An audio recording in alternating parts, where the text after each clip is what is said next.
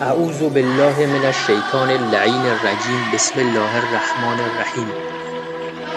آیا دوست دارید که هیچ فقیر و گرسنه و عریان و مقروض و ستم دیده و اسیر و بیماری در روی کره زمین نباشه و هیچ جنگ و ظلمی در جهان نباشه و هیچ گمراه و گمراه کننده و مستضعف و کافر و ناصبی در دنیا نباشه و ریشه فقر و تبعیض و ظلم و بیماری و فساد و انحراف و گناه از روی کره زمین برچیده بشه و بالاتر از همه اینها کره زمین تبدیل به بهشت بشه؟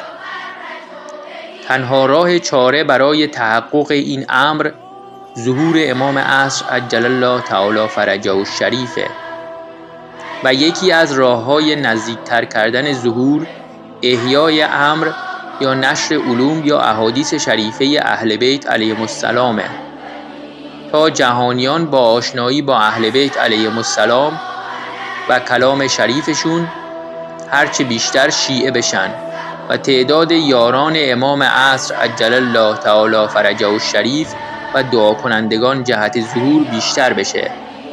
حال چه کسی در این عصر بهتر و بیشتر و کاملتر از همه امر اهل بیت علیهم السلام رو احیا میکنه جز علامه الله یاری؟ پس کمک به علامه الله یاری یعنی کمک به امام عصر عجل الله تعالی فرجه الشریف و نزدیکتر کردن ظهور.